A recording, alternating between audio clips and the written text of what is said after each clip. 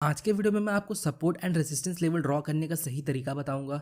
Support and resistance technical analysis में use किए जाने वाला एक कमाल का टेक्निक है, but still most of the beginner traders इसे गलत तरीके से यूज करते हैं, जिसकी वजह से उन्हें भारी नुकसान का सामना करना पड़ता है।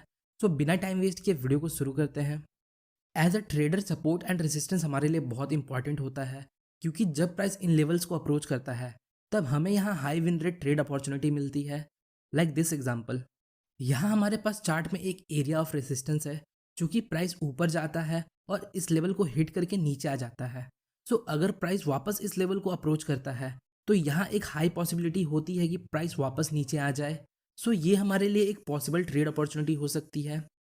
एक कॉमन मिस्टेक जो एक बिगनर हमेशा करता है वो है बहुत सारे सपोर्ट एंड रेसिस्टेंस चार्ट पर ड्रॉ कर देना, कुछ इस प्रकार से, जो उन्हें बहुत कंफ्यूज कर देता है। सपोर्ट एंड रेसिस्टेंस आपके ट्रेडिंग को सिंपल बनाने के लिए है, ना कि कॉम्प्लेक्स बनाने के लिए। ये इसलिए होता है क्योंकि जो बिगनर्स है वो सीक्रेट रूल्स को फॉलो नहीं करते, जो मैं आज आपको बताने वाला हूँ। तो हमारा जो फर्स्ट क्राइटेरिया है जो एक लेवल को सपोर्ट या रेसिस्टेंस बनाता है वो है मल्टीपल रिजेक्शंस। आइए एग्जाम्पल की हेल्प से समझते हैं। आपको यहाँ दिख रहा होगा प्राइस इस लेवल पर मल्टीपल टाइम नीचे जाकर वापस ऊपर आ जाता है, जो इसे एक पोटेंशियल सपोर्ट एरिया बनाता है। सो यहाँ हम एक लेवल ऑफ सपोर्ट ड्रॉ करेंगे, कुछ इस प्रकार। और साथ ही साथ यहाँ आपको दिख रहा होगा प्राइस मल्टीपल टाइम इस लेवल पर ऊपर जाकर वापस नीचे आ जाता है, जो इस लेवल को एक पोटेंशियल रेसिस्टेंस एरिया बनाता है। सो यहाँ हम एक लेवल ऑफ रेसिस्टेंस ड्रॉ करेंगे, कुछ इस प्रकार। ना अब आप सोच रहे होंगे इस चार्ट पर तो सही है, पर इस प्रकार के चार्ट पे हम सपोर्ट एंड रेसिस्टेंस कहाँ से ड्रॉ करेंगे जहाँ अभी तक कोई मल्टीपल रिजेक्शंस नहीं है।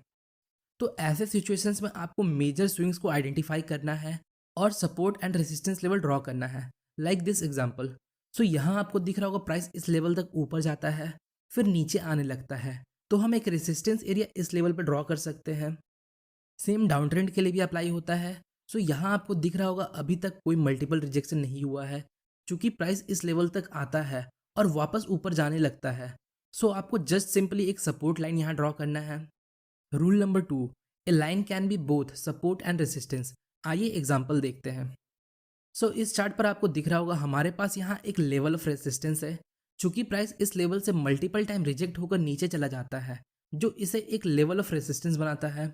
नाउ यहाँ आपको दिख रहा होगा प्राइस अपने रेसिस्टेंस लेवल को ब्रेक करता है और वापस इस लेवल पर आता है, और अब मल्टीपल टाइम रिजेक्ट होकर ऊपर चला जाता है। इसका मतलब जो ये लाइन है वो ब्रेकआउट के पहले रेसिस्टेंस का काम कर रहा था, वही लाइन अब ब्रेकआउट के बाद सपोर्ट का काम कर रही है।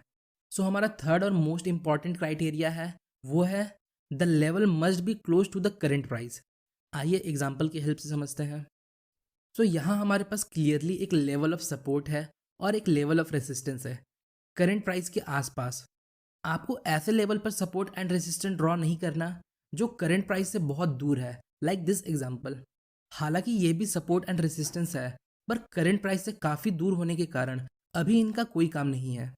सो हमें ऐसे लेवल पर सपोर्ट एंड रेसिस्टेंस ड्रॉ करना है जो करंट प्राइस के अकॉर्डिंग हमें मैटर करे, क्योंकि बहुत सारे लाइन हमें कंफ्यूज कर सकते हैं।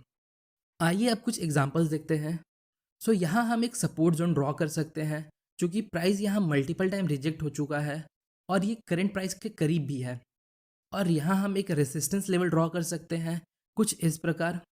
अगर आप ध्यान से देखो तो जो ये रेसिस्टेंस लेवल था वो पहले सपोर्ट था, फिर ब्रेकडाउन के बाद ये रेसिस्टेंस का काम कर रही है, और ये भी करंट प्राइस के करीब है। सो बेसिकली आपको रेक्टेंगल बॉक्स से जोन क्रिएट करना है, क्योंकि सपोर्ट या रेसिस्टेंस कोई स्ट्रेट लाइन नहीं होती, ये एक जोन होता है। नेक्स्ट एग्जाम्पल देखते हैं। सो यहाँ हम एक रेसिस्टेंस लेवल ड्रॉ कर सकते हैं, क्योंकि प्राइस यहाँ मल्टीपल टाइम रिजेक्ट हो चुका है और ये करंट प्राइस के करीब भी है। और यहाँ देखा जाए तो हम सपोर्ट के लिए एक असेंडिंग ट्रेंड लाइन ड्रॉ कर सकते हैं, कुछ इस प्रकार। सो अगर आप लोगों को ट्रेंड लाइन ड्रॉ करना नहीं आता तो आप आई बटन पर क्लिक करके वीडियोस को देख सकते हो। एक और चार्ट देखते हैं।